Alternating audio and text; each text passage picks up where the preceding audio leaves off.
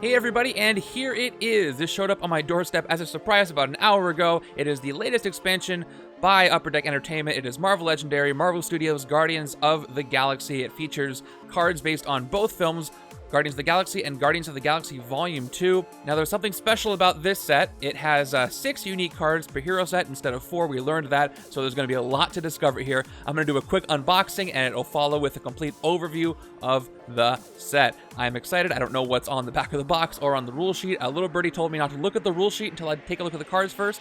Let's go ahead and get this thing open. I'm going to be smart and use a tool this time just to get it started for me. And let's find out what's inside. We know a couple of the characters. Of course, the ones in the box on the front are going to be in it, but a lot of the cards are divided cards. We've also got a couple new mechanics.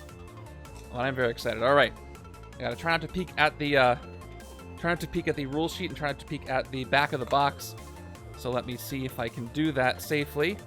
All right, cool. The rule sheet is still inside the box. Perfect. That's where I want it. Okay, this is a small box expansion, so it's got 100 cards. Let's go ahead and take a look at what is here. On the top of this one is... All right, we saw this scheme, Provoke the Sovereign Warfleet, and we have... All right. Oh, I haven't seen this one yet. There is Baby Groot and Rocket. I knew more Baby Groot would be in here. Let's go ahead and open the one with Baby Groot and Rocket on it. So we have... we don't know who the 5th hero is yet. My guess, of course, is Mantis, since we haven't seen her, mixed with maybe some other guest supporting characters in those divided cards. Well, we've also got a lot of cards we haven't seen from the hero sets. Don't make me use my scissors for this. I don't want to cut the cards by accident. Come on, come on. Okay, I think I got it here. Let's see what we have. Very exciting. Okay, so we've got the Baby Groot card. We have... Oh, another Rocket and Groot. So, okay, we saw that one. Rocket, Baby Rocket and Groot. All right, Drax is rare. I haven't seen a rare yet, I don't think. And, okay, Romande and Drax, we've seen that. Dual Knives, yes. Oh, it's, what's her name? Nova Prime? What's her name? Irani Raft? I'm going to get Irani Rafi. I don't know how to pronounce that. I'm going to look it up before I do the overview so I can get the names right. But we got, okay, more Drax, more Drax. So he's got 2 guests on there. Nova Corps. All right, we've got Guardians Escape Gamora. I love the full art. I know some people aren't a big fan of the screen caps, but it's interesting. All right, so still a Necro Blaster. Cool. There's Nebula. I had a feeling she was going to be on Gamora's cards. It only made sense. Gamora's the hero we saw the least of, except for not counting hero number 5. And Star-Lord. All right, so we haven't seen the last hero yet, probably on the other side.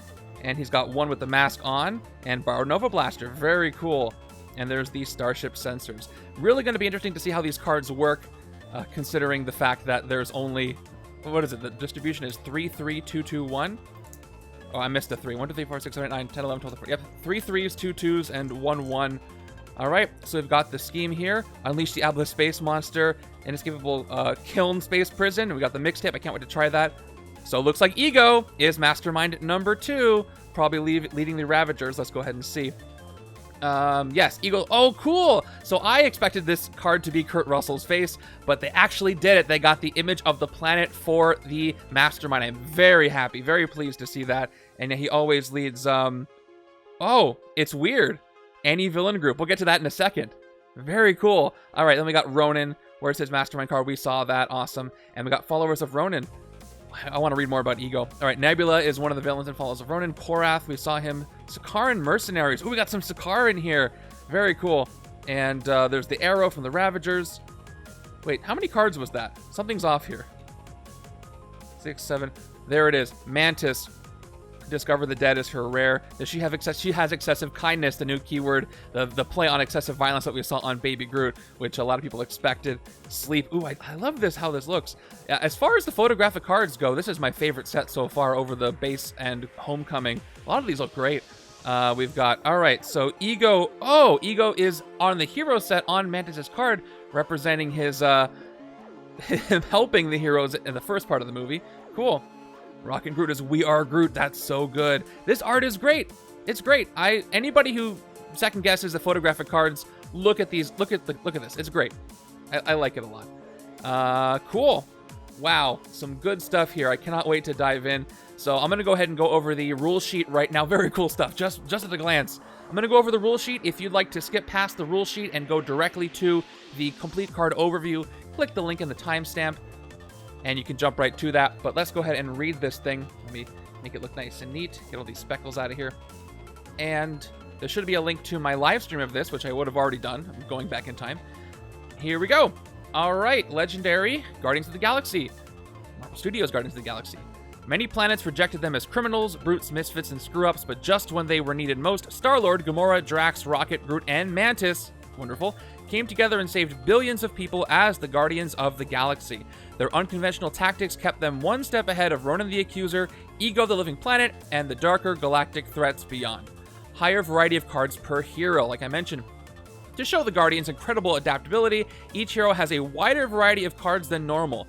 1 rare, 2 copies of each of 2 uncommons, and 3 copies each of 3 commons. So 1, 2, 2, 3, 3, 3, instead of 1, 3, 5, 5. The second time they've done this, only the second time after the recent Messiah Complex where they changed it up. Alright, divided cards to continue the theme of adaptability. Divided cards return from Legendary Civil War and Legendary X-Men. Each divided card has 2 miniature cards printed on the same card. This makes the number of different cards per hero even higher than the numbers above.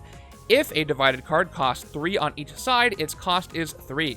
Pay 3 recruit to recruit it from the HQ, not 6 recruit. When you play a divided card, you choose which side to play, you generate all the recruit, attack, and special abilities of that side as normal. You ignore the other side as if it didn't exist. While a divided card is in your hand, deck, or the HQ, it counts as all its hero classes, teams, card names, and hero names. It still counts as 1 card, not 2. While there, its printed attack is the total of both attack numbers printed on it. However, once you play the card, it only counts as the side you choose. And this gets confusing, so as you're playing it, double check the rules and ask for help if you need it, because getting this right takes a few plays in my experience. Artifacts. Some hero cards in this set are also powerful artifact cards. They will count as hero cards too. When you gain a hero artifact, put it in your discard pile like any other hero card. When you draw that artifact later in the game, you may play it in front of you and use its effects. This means you control that artifact. At the end of the turn, when you discard all the cards you played that turn, the artifacts you control stay in front of you. You can use an artifact on the first turn you play it. You can control multiple artifacts with the same card name and use each of them. If a card effect during any player's turn asks you to reveal a ranged hero, you may reveal a ranged hero artifact you control. Card effects that say your heroes or heroes you have include hero artifacts you control. However, you only played an artifact on the turn you put it out, so it only activates superpower abilities like Strength. You get +1 attack on the turn you play the artifact, not every turn of the game. Likewise, card effects that count each hero you played this turn only count an artifact if you played it this turn. Triggered artifacts, new mechanic. Each artifact in this set is a new variety called a triggered artifact. From gadgets to cannons, many of these literally have triggers. Good for solo. Some cards say things like triggered artifact. Whenever you draw a card during your turn, you get +1 attack. While you control this artifact, every time you do that trigger, you get the listed effect. If a card lets you copy a triggered artifact card or play a copy of it, then you can use that triggered artifact ability, or throw an artifact, once per turn artifact, or ritual artifact ability once, and you don't need to fulfill the trigger. The copy doesn't stay in play as an artifact. The legendary outlaw card from the 2014 Guardians set cannot copy any artifacts in this set. Very interesting. I'll bring that up a little bit later. Interesting clarification there. Villainous weapons. These first appeared in Legendary Heroes of Asgard. In this set, they also have ambush effects, which happen when they enter the city captured by a villain. Villainous weapons are not villains. When a villainous weapon is played from the villain deck, the weapon is captured by the villain in the city that's closest to the villain deck. If there are no villains in the city, then KO the weapon instead. Villainous weapons empower the villain holding them, adding the attack bonus printed on the weapon. Tuck the weapon under the villain so you can see the weapon's attack bonus right under the villain's attack. An enemy can use any number of weapons at the same time, getting all of their bonuses combined. When a villain with villainous weapons escapes the city, the mastermind captures all those weapons, getting their attack bonuses. Alright, what's on the back? Let's see. Ooh, Galaxy. When you fight a villain or mastermind holding any number of weapons, put all those weapons into your discard pile as artifacts. When you have a villainous weapon artifact in your hand, you can play it just like any other artifact. You never get the weapon's printed attack bonus when you play the artifact or control it. Only villains and masterminds get that attack bonus. You only get the specific artifact abilities written on the card. Villainous weapons you have captured as artifacts have 0 cost, have no color or hero class, and don't count as hero cards or villain cards. Ronin has tactics that turn into villainous weapons. You win when the Mastermind has no face-down tactics left under them, even if there are still some tactics that have turned into other card types. Let's keep going. Excessive violence. This keyword represents how Rocket and Drax are often way more over-the-top violent than are necessary. It began in Legendary Deadpool and Legendary Venom. Some heroes say things like excessive violence, draw a card. Once per turn, you can spend 1 attack more than you need to fight a villain or mastermind using excessive violence. If you do, you get to use all the excessive violence abilities on cards you played this turn. Say you've played 3 heroes with excessive violence abilities this turn. If you spend 8 attack to fight a villain or mastermind that has 7 attack, then you'll get to use all 3 excessive violence abilities. If you don't fight anything this turn, or if you don't spend an extra 1 attack on someone, then you won't be able to use excessive violence. Since you can only fight using excessive violence once per turn, you can only use a card's excessive violence ability once per turn. It's okay to play 2 cards with the same card name, fight an enemy using excessive violence, and use both of those cards' excessive violence abilities. Do the enemy's fight effect and the excessive violence abilities in any order of your choice. If you fight using excessive violence and then draw or play more cards with excessive violence abilities that turn, it will be too late to use those abilities. Gravity Mine says, triggered artifact, whenever you use excessive violence, draw a card. You can use this even if this artifact is the only excessive violence card you have, or combine it with your other excessive violence cards. Excessive kindness, love this. By contrast, the Empath Mantis and the adorable Baby Groot are often way kinder than necessary. Their excessive kindness abilities work just like excessive violence, except that you trigger them by spending 1 recruit more than you need when recruiting a hero. Command. Some villains say things like Taserface gets +2 attack while he commands the Ravagers. A villain commands their group and gets these abilities as long as it's the leftmost villain of that villain group in the city. If there's only 1 villain of a villain group in the city, it still commands that villain group. Ego of the Living Planet. Alright, this is interesting. Ego can change the number of city spaces. This doesn't affect the number of HQ spaces. While there are fewer than 5 city spaces, you can mark this by moving the Mastermind to cover the destroyed city spaces. While there are more than 5 city spaces, you can put Master Strikes above the new city spaces to show where they are. Don't combine Ego with a scheme that also changes the number of city spaces. Very interesting.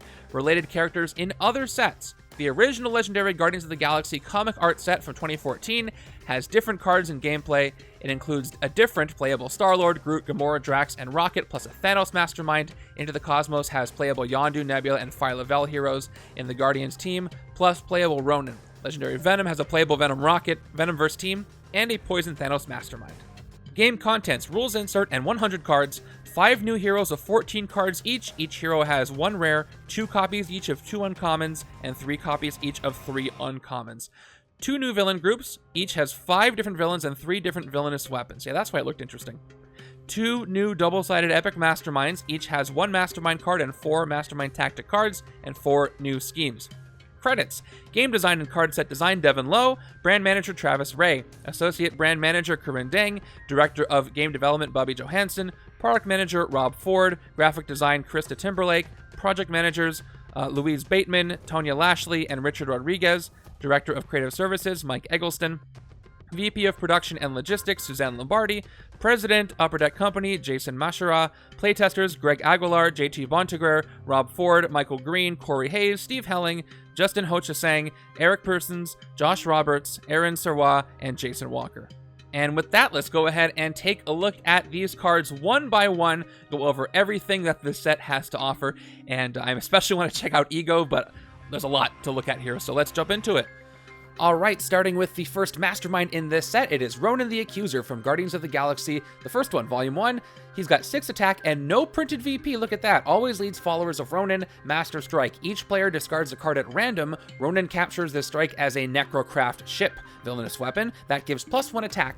When you gain a Necrocraft ship, it becomes a triggered artifact that says, whenever a Master Strike is completed, draw a card. So it seems you're going to want to get these Master Strikes as fast as possible, or at least get the first one so it becomes an artifact before he gets all the Master Strikes, because once you have the artifact and there's no more Master Strikes left, it's not going to be worth anything to you. Pretty cool. Let's go ahead and see what his epic side looks like. Okay, right off the bat, he's got one more attack, 7 instead of 6. Let's see what else has changed. Master Strike. Each player with 6 or more cards in hand discards 2 cards at random. That's rough. Ronin captures this strike as a Necrocraft ship, villainous weapon, that gives +2 attack. When you gain a Necrocraft ship, it becomes a triggered artifact that says whenever a Master Strike is completed, draw a card. Okay, that last part's the same, but it ups the difficulty in how much the villainous weapons give him and his general attack, and the random discard is going to be really rough too. So Ronin again has no printed VP, and that might be partially because all of his mastermind tactics are villainous weapons. They're worth no VP at all. Let's go ahead and check those out. Okay, we're going to go in attack order, starting with Ronin's Throne that gives Ronin, or whoever has this, +3 attack. Fight, KO one of your heroes, rescue 2 bystanders. Ronin captures this card as a villainous weapon, and then as an artifact, when you gain it, it becomes a triggered artifact. Whenever a scheme twist is completed, draw 2 cards. That is a pretty darn good artifact, especially for schemes that have a lot of scheme twists. So his Master Strike gives you an artifact that works off Master Strikes. This one works off scheme twist. I'm seeing a theme here. Ronin's second tactic is Hood of the Accuser, yet another villainous weapon. They're all villainous weapons. This one gives +4. Fight, KO one of your heroes, rescue 2 bystanders, and Ronin captures this as a villainous weapon. Triggered artifact as an artifact. Whenever a Master Strike is completed, you may KO one of your cards. Following in suit, using the game mechanics to give you buffs if you're able to best Ronin, and I guess you become the Accuser. Let's take a look at the last 2. Ancient Kree Armor gives a +5 bonus. Fight, KO one of your heroes, rescue 2 bystanders. Ronin captures this card as a villainous weapon. Triggered artifact, whenever you gain your first wound in any turn, you may KO it. So not a straight up wound cancel, but you actually get to KO a wound that you gain instead. Pretty interesting. And finally, the Cosmorod Warhammer, his strongest tactic, gives him +6 when he has this. Fight, KO one of your heroes, rescue 2 bystanders. Ronin captures this card as a villainous weapon. Triggered artifact, whenever you recruit a hero from the HQ, you get +2. All really interesting bonuses that have to do with the core game mechanics, and he seems pretty fun to use. Simple but fun. Now let's take a look at his always leads villain group, Followers of Ronin. The first villain here are the Exelon Attendants. They are a 3+ villain with 2 VP.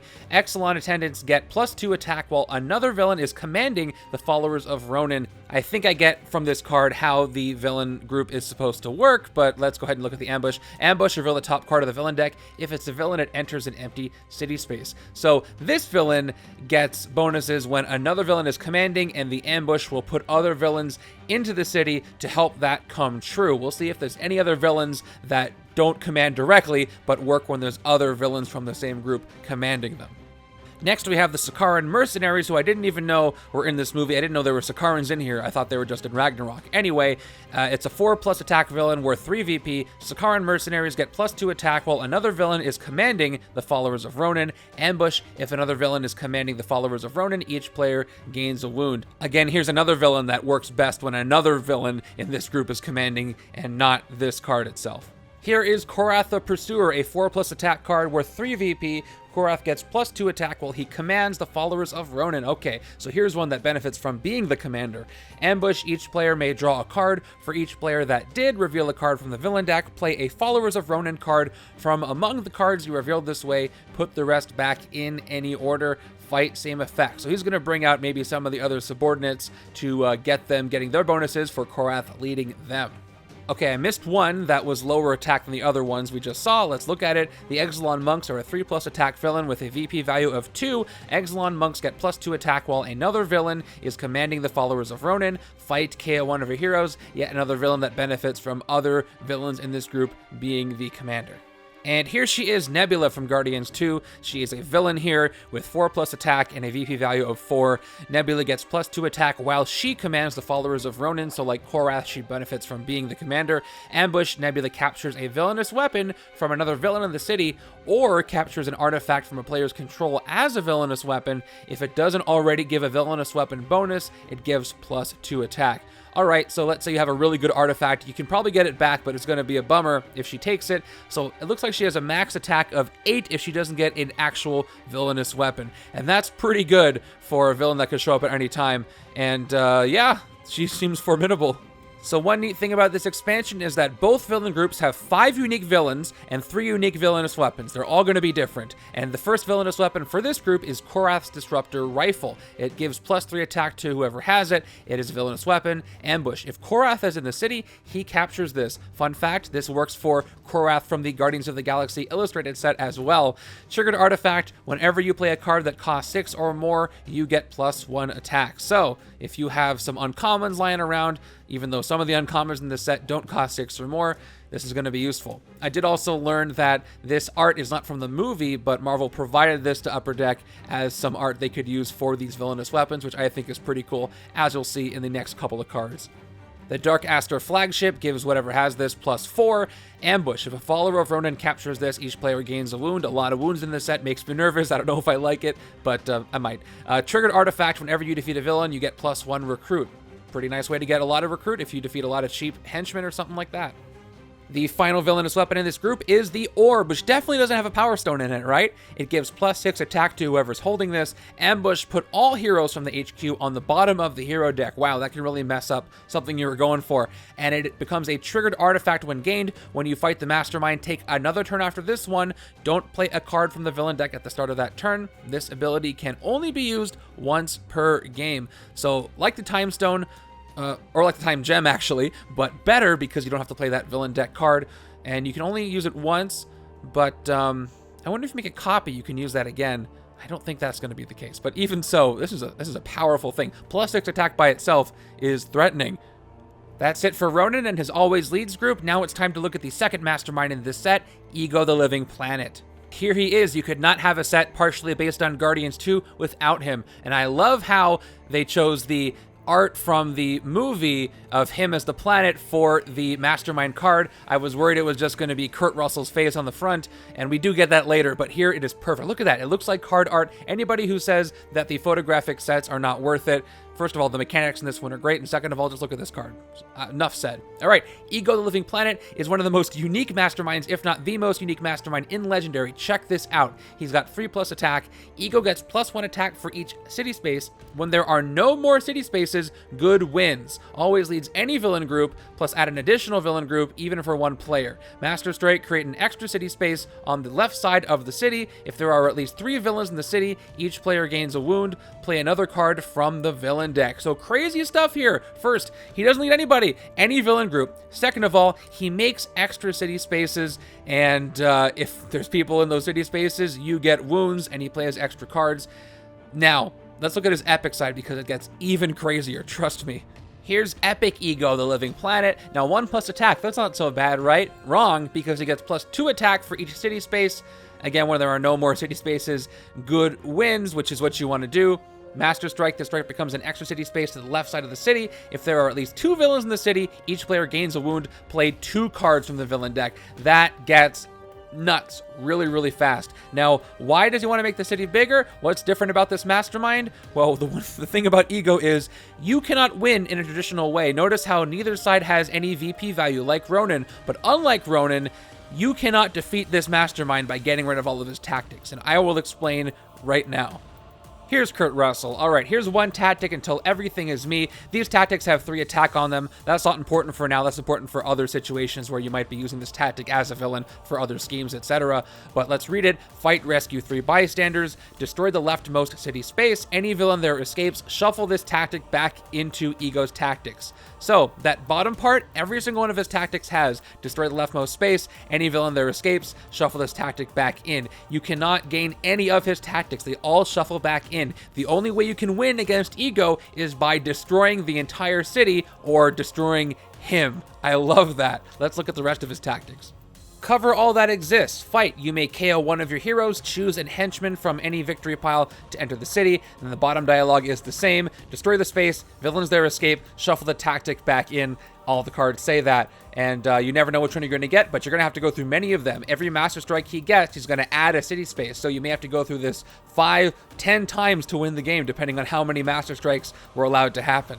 I'm a Celestial Sweetheart is Fight. When you draw a new hand of cards at the end of this turn, draw 2 extra cards. Same deal on the bottom. I'm noticing, by the way, with this card in particular, they really upped the saturation of these cards, something that I think the Homecoming set and the Marvel Studios set didn't do so well. These cards look great, even with the screenshots. Look at those colors. And finally, what the Legendary team likes to say, the expansion is my purpose. Fight. You get +1 recruit for each empty city space. So you're going to want to fight this one when he has more spaces, I suppose. Wow. Okay, so we've never seen a Mastermind like this. This is super unique, and I have played against his Epic site already, and it's terrifying, and I'll upload that at some point in the future, and you gotta try it. Now, Ego doesn't have an Always Leads villain group, the first Mastermind to do so, but what about the second villain group in this set? What we got was a villain group that is always trying to always leads the other member of the villain group, and they're fighting over who's in command, none other than the Ravagers. First up is Jeff. I love how we have a villain named Jeff right now. He's 3+ attack worth 3 VP, and he gets +2 attack while he commands the Ravagers. Ambush, swap Jeff with the leftmost Ravager in the city. Fight. If Jeff was commanding the Ravagers, draw a card. And you're going to see this as a theme across the Ravagers, where they get bonuses, they get buffed when they're commanding, but also you get a better fight effect. Well, you get to do the fight effect that helps you if you fight them while they are commanding as well. And let's look at the other cards that do the same. Next, of course, we have Taserface. Don't make fun of his name. He's got 4+ attack worth 4 VP. He gets +2 attack while he commands the Ravagers. Ambush, swap Taserface with the leftmost Ravager in the city. He cuts in line. Fight. If Taserface was commanding the Ravagers, you get +2 recruit. You see how they're fighting with each other? I love that. Next up, we have Kraglin Obfronteri, which I've never said before. He's got 4+ attack and a VP value of 4. He gets +2 attack while he commands the Ravagers. Ambush, swap him with the leftmost Ravager in the city. Again, fighting over placement. Fight. If Kraglin was commanding the Ravagers, draw 2 cards. I missed another 3 attack villain. This is Tulk. He's a 3+ attack villain worth 3 VP. Tulk gets +2 attack while he commands the Ravagers. Ambush, swap Tulk with the leftmost Ravager in the city, of course. Fight. If Tulk was commanding the Ravagers, KO one of your heroes. Nice, some KO power. And finally, we've got Yondu Udonta, 5+ attack and a VP value of 5. He gets +2 while he commands the Ravagers. Ambush is the same where he swaps. And Fight. If Yondu was commanding the Ravagers, KO up to 2 of your heroes. I love how every single one of these guys ambushes and they swap around and they fight over who's going to be in front and who's going to command. That is the last villain of this group. We have 3 villainous weapons to look at right now. Let's check them out. We've got the Scavenged Blade, which is wonderful. First villainous weapon gives +2. Ambush, play another card from the villain deck. Triggered artifact, when you play a Strength or Instinct card, you may get +2 attack. If you do, shuffle this into the villain deck. Very temporary, but can be useful in a pinch. Next up is the Ravager Starship Eclector, +3 attack to whoever's got it. Ambush, if a Ravager captures this, that Ravager swaps spaces with the leftmost Ravager in the city, helping them speed across everybody else that I guess they work with. Triggered artifact, whenever you play a tech card, you get +1 attack. Wow, this is going to be great for a tech draw deck. Imagine how much attack you can get. And finally, the infamous Yaka Arrow, +4 attack, villainous weapon. Ambush, if Yondu is in the city, he captures this. If he is in any player's victory pile, he enters an empty city space, then captures this. It becomes a triggered artifact whenever you play a covert or range card, you get +1 attack. Kind of reminds me of his effect in Into the Cosmos, but not exactly. And there's a couple of range and covert cards in this set, so we'll have to see how this goes. That is it for all the enemies in this game. Let's take a look at the 4 schemes that come along with this, and some of them are out of this world, literally and figuratively. Check them out. Here is Provoke the Sovereign Warfleet from Guardians 2. Set up 11 twists, add an extra villain group. Twist. This twist enters the city as a 2-attack Sovereign Omnicraft villain worth 1 VP with Fight. You get +1 recruit. Each player shuffles all twists from their victory piles back into the villain deck. Play another card from the villain deck. Evil wins when 3 Omnicraft escape. Now, 3 is not a lot, and this can chain out of control very quickly if you don't speed things up and try to win as soon as you can. If you're fighting Ego, that could be a problem. But hopefully, the 1 recruit all these Omnicraft give you lets you power up your decks, get some good artifacts, and succeed.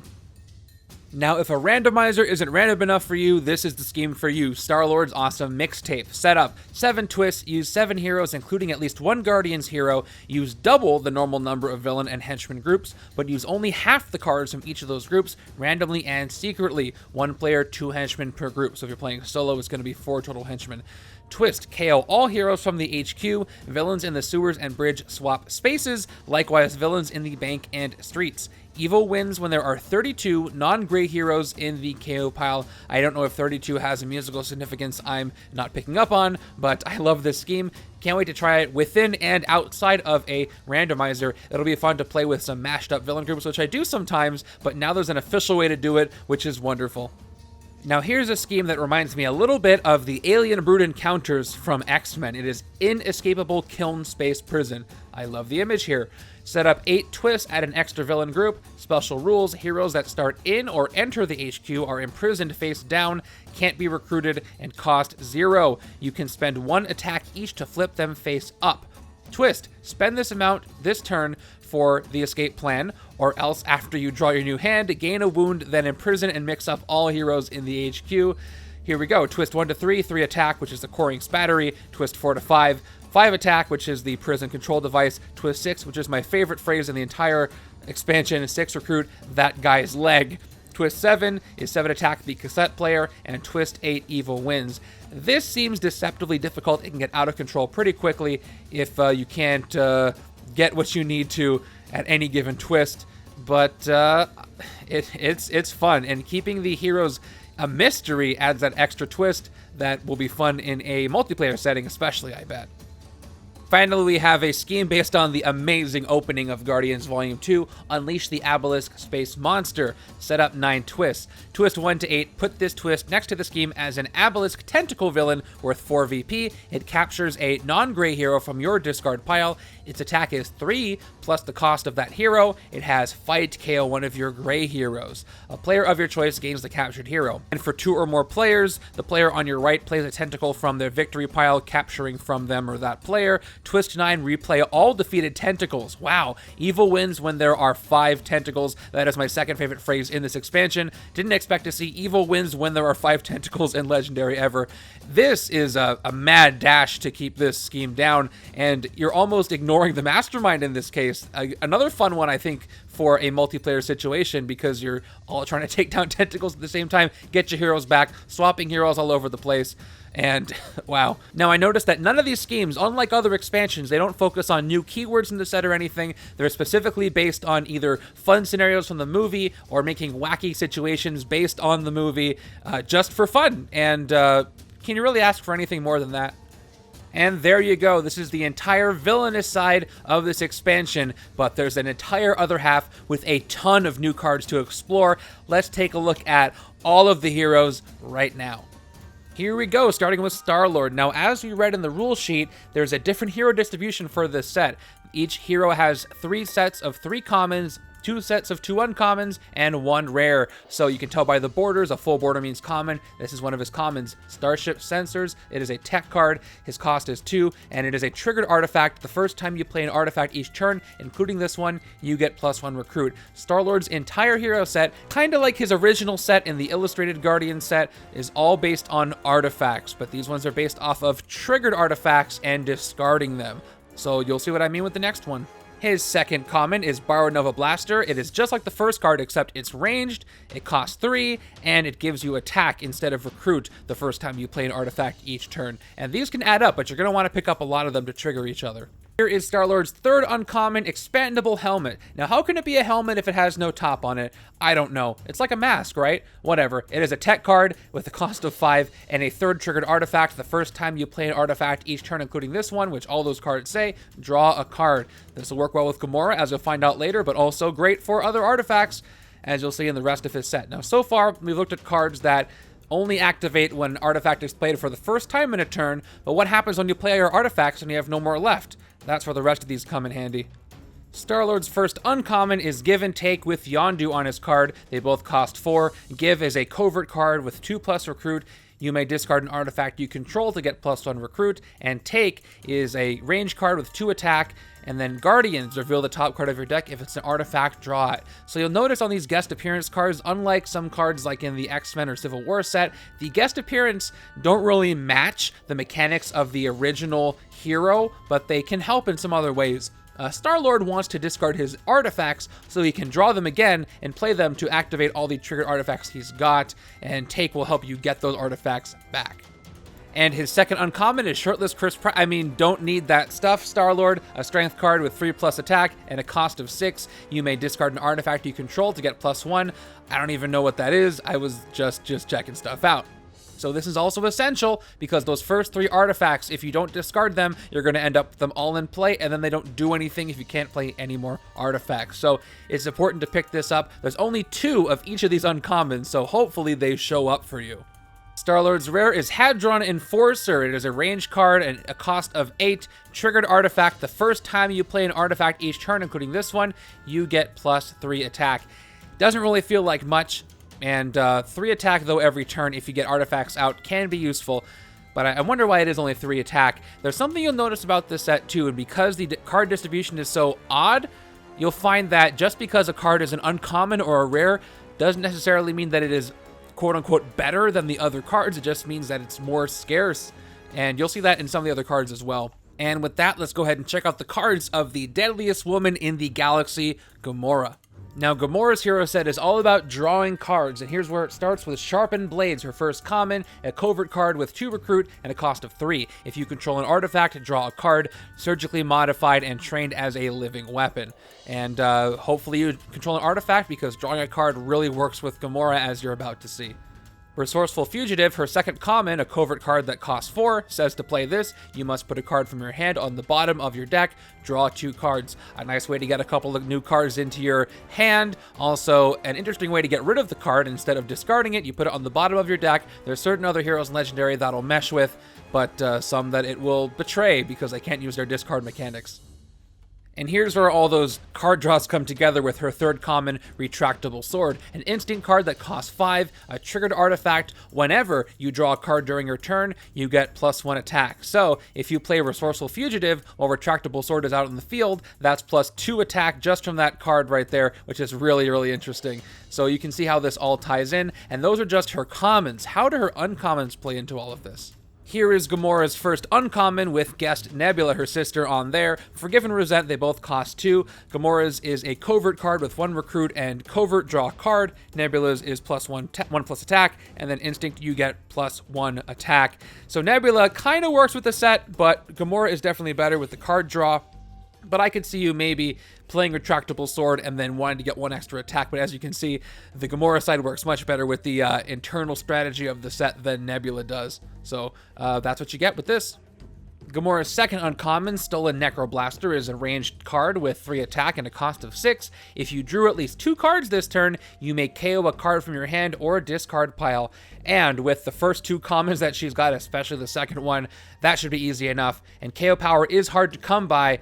And there's only 2 of these cards, by the way, but that's super useful if you can get it. So I really want to try Gamora's hero set more to see if I can draw a bunch of cards. Maybe use her with another hero set that focuses on drawing cards. Oh man, there's a lot of possibilities here. All right, you got Gamora's rare here, and another example of how the saturation on the cards have been turned way up compared to other photographic sets, and it really shows in a positive way. It's a tech card, Guardian's Escape, 5+ attack, and a cost of 7. If you drew at least 2 cards this turn, you get +2 attack. We're about to die, and this is what we're discussing. Doesn't seem like that much attack for a rare, but the rest of her set does more of the heavy lifting, but it is going to be a 7 attack card most of the time, which is still pretty darn good. Moving on to Drax the Destroyer, who probably has some of the best card titles in all of Legendary. Nothing Goes Over My Head is his first common, with 2 attack and a cost of 3. Excessive Violence, look at the top 2 cards of your deck, discard any number of them, and put the rest back in any order. So Drax's hero set is mostly all based on Excessive Violence, building up a ton of attack, using more than you need to trigger all the Excessive Violence effects, and then doing some utility if resulting from his Excessive Violence. Take a look at the rest of them. Prison Riot is a strength card with 0+ recruit, 3 attack, and a cost of 5. Excessive Violence, you get +2 recruit. Do not ever call me a thesaurus. This is one of the few ways Drax can get recruit by fighting excessively for it, so don't sleep on this one. Drax's third common is a divided card with Irani Rael Nova Prime. It is I am invisible / Xander is invincible. They both cost 4. The Drax side is Instinct with 2 attack and excessive violence. Reveal the top card of your deck if it's Strength or Instinct to draw it. And the Nova Prime side is Tech, 2+ Recruit. And if there are no villains in the city, you get +1 Recruit, which, like with Ego, is probably not going to be the case. And again, doesn't quite fit with what Drax tries to do, but there's other tech in this set that this could work well with. I really like this one. Dual Knives is Drax's first uncommon. It is a strength card, a cost of 4. Triggered artifact, whenever you play another strength or instinct card, you get +1 attack. Die Spaceship. Best flavor text ever. And again, there's 2 of these, so have them both, and you can really ramp up what you can get by playing each instinct and strength, which he's got a lot of, and other cards do as well. By the way, I'll note, look at the spread of classes across all these cards here. We've only seen 3 heroes, and there's so many classes here. So check out what we have coming up next for Drax's rare, and then with the rest of the heroes. And Drax's second uncommon is another divided card shared with Romande from the Nova Corps. What did I tell you about these card names? Remove his spine, also illegal. And they both cost 6. Remove his spine is 3 attack, excessive violence. Reveal the top card of your deck. You may KO it, also illegal. 3+ recruit. Instinct, you get +1 recruit. More excessive violence. You have to trigger them all at the same time, or you can't do any more in that turn. And with the rest of his set, a lot of excessive violence. Again, that's how his hero set works. Violence, violence, violence, and that shouldn't be surprising for Drax. And finally, Revenge for My Family, Drax's rare. It is a strength card with a cost of 8, and just like his rare card from the original set, he doubles the attack you have. But he also has excessive violence. You may KO a villain from your victory pile to do its fight effect. And there's probably some pretty good fight effects on some villains you could defeat. Some you may not want to do, but some will help you out. I'd love to see some cool combos you come up with for some other legendary sets. I haven't seen too many, but I'm sure I'm going to come across some. Okay, that is 3 heroes down. So many cards, though, but we have Rocket and Groot and one last hero to look at, so let's check them out. So the first common is Baby Groot, which is from Rocket and Groot, an instinct card with a cost of 3 and 2 recruit, excessive kindness, rescue a bystander, even hardened assassins can't resist Baby Groot's galactic level or durability. Again, excessive kindness means you may spend once per turn 1 more recruit than you need to recruit something, and if you do, you get to activate the effect. You gotta love Baby Groot. I don't know what else to say. The next common is one of the many divided cards in this set, Passion Rocket, Compassion Baby Groot. This one costs 2. Passion is a tech card with 1 attack and excessive violence, draw a card. Compassion is a covert card, 1 recruit. Excessive kindness, draw a card. Again, the choices on the images here are great, showing what the cards are reflecting. I did learn the way that this set was developed is that Marvel provided the images for the movie, and then the team looked at the images that they were provided and came up with cards based on the images they got, and we got really expressive and thematic images that way. Next, another divided card with Baby Groot. Don't press this button, Rocket, and press the button, Baby Groot. Again, the humor is on point in this set. These cost 4. Rocket is a ranged card, 2+ attack, and then range you get +1 attack, and then press the button as attack, 1 recruit. Tech, you may KO a card from your hand or discard pile. Rocket and Groot are probably one of the most complicated hero sets. I haven't quite figured out how they work together yet, but they work with some of the other heroes really, really well. Their first uncommon is not a divided card. It is Gravity Mines, a tech card with a cost of 4. Triggered artifact, whenever you use excessive violence, draw a card. What goes up must come down to be slammed on the ground repeatedly, naturally. So, you can activate this even if you don't have another card that uses an excessive violence effect. You can spend 1 more attack than you need to fight something, and you can draw a card with Gravity Mines. I can see this being pretty darn useful. The second uncommon is Tricky and Simple, where we have the return of Adult Groot. They both cost 5. The Rocket side is Tech, 2+ recruit. If you have at least 5 different card names, which you'll probably have if you have a ton of artifacts or divided cards, you get +2 recruit. And then Simple is what it is, simple. It's a strength card with 3 attack, and that is it. Good for if you need a card with no rules text for Black Bolt for some reason. There's another one for you, but Tricky with 4 recruit, pretty good. And finally, we are Groot, the rare of this set, and one of my favorite images from this entire expansion. It is a strength card, 0+ attack with a cost of 7. Here's how you get the attack. Reveal your hand. You get +1 attack for each different card name in your hand, representing, you know, Groot bringing everybody together as one. Each divided card has 2 different card names. So 1, 2, 3, 4, 5, 6, 7, 8. There's 8 different card names here, not counting We Are Groot. And if you have them all in your hand, well, that's 8 attack for you. Finally, it's time to look at a much requested character and a new character to Legendary, Mantis. And as many guessed, she does use Excessive Kindness. Her first common is Empathic Bond, a range card, 2 recruit, and a cost of 3. Excessive Kindness, put the hero you recruited this way on top of your deck. Telepaths know thoughts, empaths feel feelings, emotions. And as you can probably guess, her entire hero set revolves around Excessive Kindness, recruiting things for a little bit extra to get a lot of bonuses. And finally, probably the oddest matchup here, even though it does make sense in the context of the story, we got Selfless Mantis and Selfish Ego. They both cost 4. Mantis is a 2 recruit card with Instinct. Draw a card, another player draws a card, helping you and somebody else. And Ego does the opposite. 2 attack, Instinct, draw a card, another player discards a card, which could be useful, but most of the time it's probably going to be harmful, slipping a little bit of villainy into the hero set, which, you know, we do like to see from time to time. Mantis' third common is Inspire Courage. It is an instinct card with 3 recruit, 0+ attack, and a cost of 5. Excessive Kindness, you get +2 attack. We must hurry, it will not take Ego long to find us. Yeah, so again, works with Excessive Kindness with the rest of her set. She turns the recruits into attack, and kind of the opposite of what Drax does. Her first uncommon is Sleep, which is a covert card, 2 recruit, and a cost of 5. Excessive Kindness, you may KO one of your cards. Her touch can induce fear, friendship, or even a light, refreshing coma. Gives you KO power, so again, once you activate 1 Excessive Kindness, once you actually pay the extra recruit to do that, you get to activate all the ones you have at once, so she does a lot if you build up to it. Her second uncommon is Emotional Wave, a range card with 3 recruit, 0+ attack, and a cost of 6. Excessive Kindness, you get plus attack equal to the total of all the printed recruit and attack of the hero you recruited this way.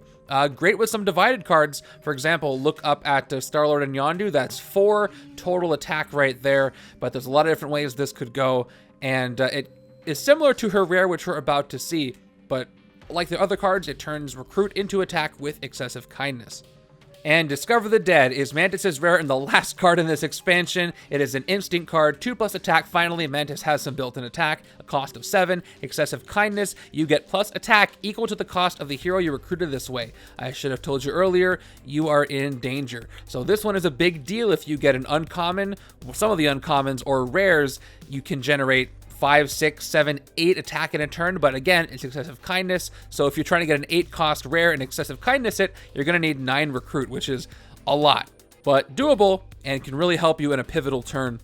And that is it for the heroes and the entirety of the Guardians of the Galaxy expansion. Just look at all these colors, look at all these cards. So much variety in such a small box, I can hardly even believe it. And that is it for Legendary Marvel Studios Guardians of the Galaxy. I am so excited to actually play this. I didn't show the back either. It's got some of the cards that we looked at, and I'm going to be uploading some live streams of as many of the schemes as I can get through, so check out those when those are up. And if you want to pick this up, just check out the Upper Deck store. I'll link it in the description, and have fun with it, and I will see you for the next expansion. Take care, everybody.